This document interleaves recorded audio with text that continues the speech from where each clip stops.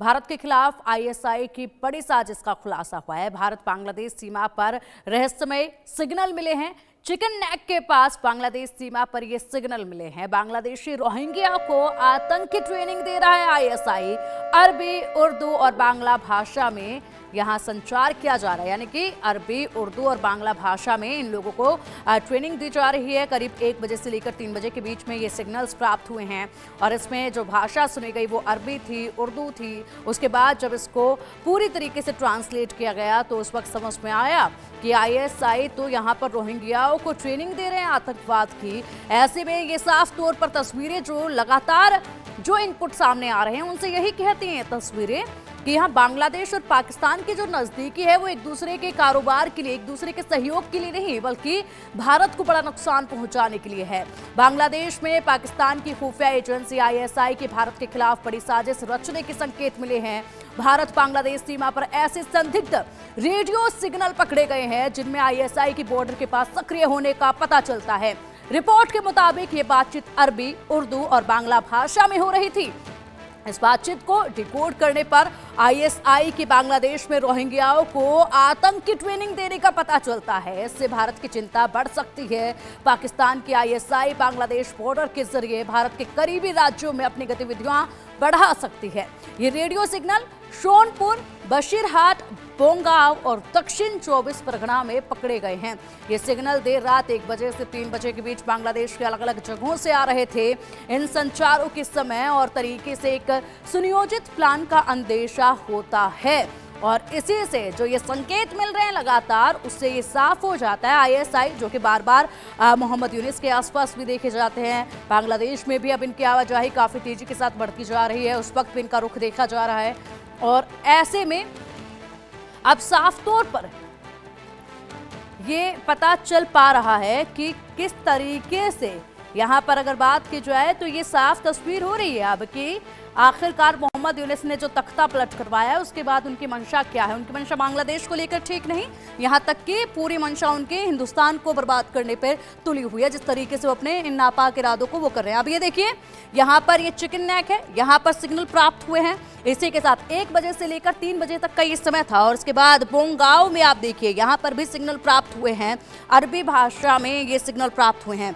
बशीरहाट में भी यहाँ सिग्नल, रेडियो सिग्नल प्राप्त हुए हैं। शोनपुर में भी, दक्षिण 24 परगना में भी ये सिग्नल प्राप्त हुए हैं।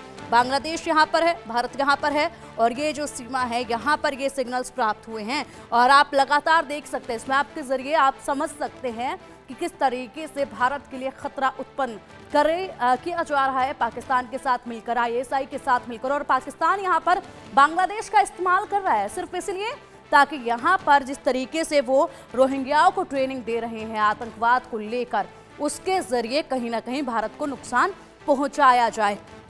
कहां कहां से मिले हैं ये आईएसआई के सिग्नल देखिए।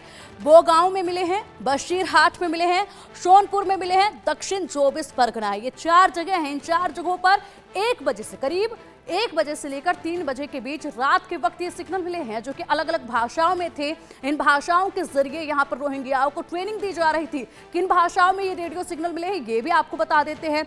अरबी, उर्दू और बांग्ला, ये 3 भाषाओं का इस्तेमाल किया गया है। सोचिएगा जरा, ये जो रेडियो सिग्नल मिले हैं इनको जब ट्रांसलेट किया गया और डिकोड किया गया, डिकोड करने के बाद समझा गया तो ये अरबी, उर्दू, बांग्ला भाषा में जो बातें हो रही थी उनसे साफ तौर पर खुलासा हो गया। खुलासा हुआ, पता चला कि रोहिंग्याओं को ये ट्रेनिंग दे रहे हैं आतंकवाद की और ये भारत की रणनीतिक चिकन नेक कॉरिडोर के पास आईएसआई की मौजूदगी अब लगातार बढ़ती जा रही है जो कि वाकई में चिंता का सबक बनती जा रही है। भारत आखिरकार क्यों फिक्रमंद हो? भारत की रणनीतिक चिकन नेक कॉरिडोर के पास आईएसआई की मौजूदगी बढ़ रही है तो भारत के लिए चिंता की बात है। यहाँ एक संकरा रास्ता है जो भारत को पूर्वोत्तर राज्यों से जोड़ता है। बीते दिनों यहाँ पर अगर बात की जाए तो पाकिस्तानी सेना का दल रंगपुर, चटगांव और कॉक्स बाजार गया था। रंगपुर चिकन नेक कॉरिडोर के पास मौजूद है और इस क्षेत्र में पाकिस्तान के बढ़ते प्रभाव को लेकर चिंताएं लगातार बढ़ती जा रही हैं क्योंकि यहाँ पर पाकिस्तान की रणनीति को जरा समझिए।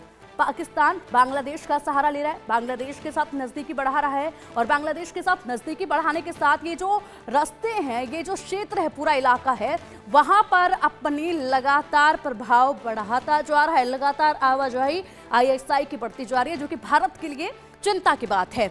ये एक पूरा संकरा रास्ता है जो कि भारत को पूर्वोत्तर राज्य से जोड़ता है और यहीं पर सबसे ज्यादा हलचल जो है ISI की देखी जा रही है और ये भारत के लिए चिंता बनती जा रही है और ऐसे में जरूरी कदम उठाने का वक्त आ चुका है। इससे पहले भी सीमा पर हलचल जो है वो बांग्लादेश के साथ देखी गई थी, बैठक हुई थी, उस बैठक में भी रणनीति बनाई गई थी, शांति की अपील की गई थी।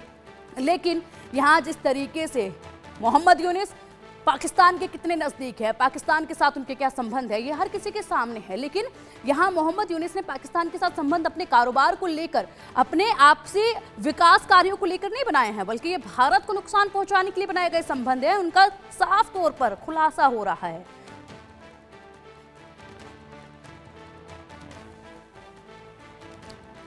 तो देखिए किस तरीके से ये बांग्लादेश और पाकिस्तान मिलकर यहाँ अपने मंसूबे बना रहे हैं, उनका खुलासा हो रहा है। अब इसी पर चर्चा करेंगे। चर्चा के लिए हमारे साथ हमारे खास मेहमान जुड़ गए हैं, विदेशी मामलों के जानकार है अरविंद सिंह तेजावत जी, उनका रुख करेंगे। उससे पहले हम रुख करना चाहेंगे retired colonel TP Tyagi ji हमारे साथ डिफेंस एक्सपर्ट हैं। त्यागी सर, बहुत बहुत स्वागत है आपका इंडिया न्यूज पर।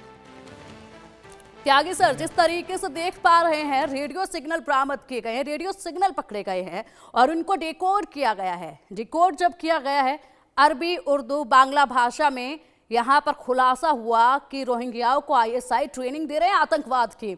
और सोचेगा बार बार इस तरीके से जब इनकी तरफ से कदम उठाए जा रहे हैं, वो भारत के लिए चिंता की बात है। और ये साफ हो रहा है इससे त्यागी सर कि किस तरीके से मोहम्मद यूनिस ने जो पाकिस्तान के साथ नजदीकी बढ़ाई है, वो अपने कारोबार के लिए नहीं, बल्कि यहाँ पाकिस्तान को शय दे रहे हैं वो, ताकि पाकिस्तान आगे बढ़कर, ISI आगे बढ़कर भारत को नुकसान पहुंचा सके। जी बिल्कुल ठीक कह रही हैं आप। देखिए, एक बांग्लादेश की आर्मी में एक ऑफिसर है जिसका नाम है मेजर जियाउल हक। मेजर जियाउल हक बांग्लादेश की आर्मी से डिजर्टर हो गया। क्या किया उसने पता नहीं, लेकिन जब शेख हसीना का तख्ता पलट हुआ उसके बाद वो वापस आया और अब उसको खुली छूट मिल गई। उसने करीब 250 सैनिकों की और जूनियर कमीशन ऑफिसर्स की और ऑफिसर्स का एक ग्रुप बनाया और इस ग्रुप को कहाँ तैनात किया, वो जगह जो सिलीगुड़ी कॉरिडोर के पास है। और इसका काम क्या है, रोहिंग्याओं को ट्रेनिंग देना। तो यानी कि ये समझ में आ गया कि ट्रेनिंग देने का सोच क्या है। अब जो आपने कहा कि बशीरहाट में, दक्षिण सरगुना 24 में और जगहों में सिग्नल मिले, वो बिल्कुल वाजिब बात है। और वो सिग्नल इंग्लिश में या कनाडाई भाषा में तो होंगे नहीं, वो उर्दू और अरबी भाषा में होंगे, क्योंकि ये लोग वही समझते हैं। उसमें सिग्नल दिए गए, यानी कि रोहिंग्याओं को ट्रेनिंग देने के ये सिग्नल प्राप्त हुए। और ट्रेनिंग देने की नौबत आई क्यों? दरअसल में हुआ ये था कि जब करीब करीब 10 लाख रोहिंग्या म्यांमार से विस्थापित हुए थे, तो वो कुछ हिंदुस्तान में आए थोड़े बहुत, लेकिन ज्यादातर वो 10 लाख आ गए बांग्लादेश। बांग्लादेश की प्रॉब्लम बहुत बड़ी थी, लेकिन शेख हसीना ने उस समय उन्हें कोक्स बाजार में बाकायदा टेंट फ्रेंट लगा के रख लिया। और उस समय यूनाइटेड नेशंस ने और चाइना ने बड़ी मदद की, पैसे की, तो वो चलते रहे। लेकिन जैसे ही शेख हसीना का तख्ता पलट हुआ, तो ये कट्टरपंथी जो है, खासतौर पे अंसार उल बगला, जिसका वो मेजर जियाउल हक है, इन्होंने उन टेंटों को भी ऐसा समझा, यानी कि रोहिंग्याओं को भी ऐसा समझा कि ये अब हमारे दुश्मन है, उन पे हमला करने लगे। लिहाजा रोहिंग्या एक्सट्रीमिस्ट में ऐड होने लगे, लिहाजा उन एक्सट्रीमिस्ट को ट्रेनिंग दी जाने लगी। और वो रोहिंग्या जो एक सिरदर्द थे, उस रोहिंग्या को अब वो इस्तेमाल करना चाहते हैं हिंदुस्तान के खिलाफ। और हिंदुस्तान के खिलाफ इसलिए क्योंकि हमारा जो बॉर्डर है बांग्लादेश से, वो चीन से भी ज्यादा है, करीब करीब 4000 किलोमीटर का है, और पूरी तरह से फेंस नहीं है, पोरस है। और वहां से जो ये घुसपैठ होती हैं, उस घुसपैठ में जो बांग्लादेश की तरफ से थी वो तो थी, अब पाकिस्तान इसका इस्तेमाल कर रहा है। उसकी ISI, जमात इस्लामी, जमातुल मुजाहिदीन, अंसार उल बगला, ये सारे प्रतिबंधित संगठन जो थे, जिन्हें अब प्रतिबंध हटा दिया गया, ये कट्टरपंथी उस ISI से मिले हुए हैं। यानी वतन की फिक्र कर नादा, मुसीबत आने वाली है, तेरी बर्बादियों के मशवरे हैं आसमानों में। हमें बहुत चौकन्ना रहने की आवश्यकता बिल्कुल है। बिल्कुल बिल्कुल त्यागी सर, बहुत ज्यादा चौकन्ना रहने की जरूरत है और ऐसे में वक्त से पहले कदम उठा लेना ही बेहतर होगा। जिस तरीके से पाकिस्तान तो इंतजार में बैठा था, आईएसआई तो इंतजार में बैठा था कि बांग्लादेश के साथ कब कोई नजदीकी पड़े, कहीं से कोई रास्ता बने और उसके बाद हम वहीं से जाते हुए अपना फायदा देख सकें, और मोहम्मद यूनिस ने बखूबी फायदा उनको पहुंचा दिया है। तेजावत जी भी हमारे साथ हैं। तेजावत सर, बहुत बहुत स्वागत है आपका इंडिया न्यूज पर। लगातार जिस तरीके से यहाँ पर आहट देखी जा रही है खतरे की, और ये खतरे की आहट अब लगातार बढ़ती जा रही है, जो कि कहीं ना कहीं भारत की सुरक्षा के लिए अब चिंता का सबब बनती जा रही है। क्या कहेंगे जो सिग्नल अभी प्राप्त हुए हैं, जिस तरीके से रोहिंग्याओं को यहाँ आईएसआई जो है आतंकवाद की ट्रेनिंग दे रहे हैं?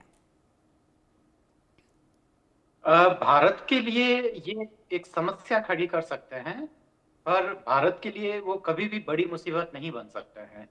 इसका कारण है कि वो लोग ये क्यों कर रहे हैं। इसकी एक खास वजह ये है कि ये जो वर्तमान जो यूनूस सरकार है वो सत्ता में बने रहना चाहती है, और सत्ता में बने रहने का एक ही कारण हो सकता है जब वो ये कहें कि भारत की तरफ से हमें युद्ध का डर है। अगर वह कोई ऐसा, जब तक वो इमरजेंसी क्रिएट नहीं करते हैं, यूनुस सरकार सत्ता में नहीं रह सकती है। दूसरी बात यह है कि पाकिस्तान बांग्लादेश के लिए कभी भी फायदेमंद नहीं हो सकता है, क्योंकि खुद पाकिस्तान की जो जीडीपी वो इतनी खराब है, उसका जो बिजनेस है या उसका जो फॉरेन रिजर्व है वो वैसे ही खराब हालत में है। जो आदमी खुद गरीब हो वह दूसरे देश की क्या मदद कर पाएगा।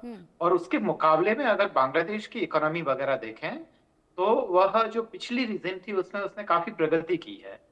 जहां तक भारत जितने बड़े देश के लिए बांग्लादेश की समस्या एक समस्या है, पर भारत एक रीजनल पावर है, और वह जो बांग्लादेश की पूरी डिपेंडेंसी है, खासकर उसकी फूड और एनर्जी सिक्योरिटी है, वो इंडिया पे डिपेंडेंट है। अगर इंडिया से वह मदद नहीं लेगा और अपना ज्यादातर पैसा अगर वह रक्षा बजट में खर्च करेगा, तो उसके जो डेवलपमेंट के जितने भी जो सपने हैं वो खत्म हो जाएंगे।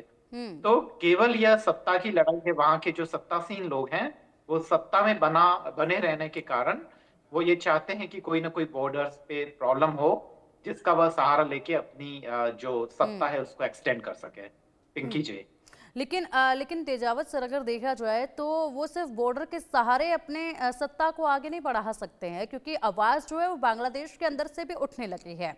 छात्र लगातार प्रोटेस्ट कर रहे हैं। ये वही छात्र हैं जो एक वक्त पर शेख हसीना के खिलाफ प्रोटेस्ट कर रहे थे और पूरा तख्ता पलट करके रख दिया था। मोहम्मद यूनिस की वो पैरवी कर रहे थे, लेकिन अब वही छात्र जो है एक बार फिर से प्रोटेस्ट कर रहे हैं। अंदरूनी आवाज बहुत महत्वपूर्ण है सत्ता परिवर्तन के लिए, और वो उठने लगी है कहीं ना कहीं। बिल्कुल आप ठीक कह रही हैं, और बिल्कुल सटीक विश्लेषण है आपका। और उसमें मैं एक चीज जो एड ऑन करना चाहता हूँ वो ये है कि केवल वही लोग नहीं है जो कि जिनका चेहरा हमें एज एक्सट्रीमिस्ट दिख रहा है, या जिन ग्रुप्स को अभी जिनसे प्रतिबंध हटा दिया गया है। बांग्लादेश की पॉपुलेशन में एक बड़ी संख्या जो है वहां के अल्पसंख्यकों की है, और जिसमें भी हिंदू बहुसंख्यक है, अल्पसंख्यकों में। दूसरी बात यह कि जो अवामी लीग का जो छात्र संगठन है वह भी वहां पे सक्रिय है, और खुद जो अवामी लीग पार्टी के जो नेता और कार्यकर्ता, जिनमें से 1000-2500 से भी उनकी उपस्थिति भारत में है, और वो किसी न किसी रूप में वहां के लोगों से जुड़े हुए हैं। तो एक बहुत बड़ा जन समर्थन उनके पास है। तो अभी ऐसा नहीं है कि केवल वह एक्सट्रीमिस्टों के हाथ में बांग्लादेश चला गया है। और अगर हम आज से खाली 2 या 3 साल पहले की स्थिति का आकलन करें, तब भी मुझे नहीं लगता है कि वहां पे इस तरीके के किसी भी एक्सट्रीमिज्म या इस तरीके के लोगों का बांग्लादेश की सत्ता पे कोई ना कोई अधिकार था। तो बिल्कुल आपका ठीक विश्लेषण है पिंकी जी।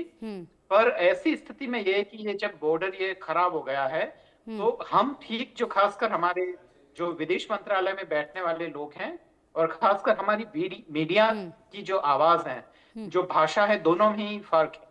क्योंकि विदेश मंत्रालय के लोग ये अच्छी तरीके से जानते हैं कि बांग्लादेश भारत पे पूरी तरीके से डिपेंडेंट है, और अगर हमने स्थिति को खराब कर दिया, जो महत्वपूर्ण बात है वो मैं आपको ये बताने जा रहा हूँ कि अगर भारत ने कोई रिएक्ट कर दिया तो ये होगा कि वह एक बहाना मिल जाएगा उसे। तो बिल्कुल भारत बिल्कुल क्या बिल्कुल जो बिल्कुल कूटनीति तेजावत है सर, वो बिल्कुल उसको बहाना देना नहीं चाहता। बिल्कुल तेजावत जी सर, भारत अभी चुप है तो चुप है, लेकिन जब कदम उठाएगा तो ऐसे में पाकिस्तान और बांग्लादेश दोनों एकजुट होकर भी कुछ नहीं कर पाएंगे, क्योंकि पूरी तरीके से बांग्लादेश निर्भर है भारत के ऊपर। और बात अगर की जो है पाकिस्तान की, पाकिस्तान खुद दूसरे देशों की तरफ, खासकर चीन की तरफ एक नजर निहारता रहता है, कहीं से कोई मदद मिल जाए, थोड़ी बहुत कहीं से कुछ मदद यहाँ से मिल जाए, आश में वो लगा रहता है। ऐसे में बड़ी बात यह भी है कि ये भी लगता है कि यहाँ पर बॉर्डर पर कुछ सनसनी फैलाने से पहले मोहम्मद यूनिस का ही तख्ता पलट हो जाएगा, उन्हीं को बांग्लादेश छोड़कर भागना पड़ सकता है। लेकिन यहाँ पर भारतीय सरकार को भी ठोस कदम उठाने की अभी जरूरत महसूस होती है। फिलहाल बहुत शुक्रिया त्यागी सर आपका भी, और सर आपका भी हमारे साथ जुड़ने के लिए, इस चर्चा में शामिल होने के लिए।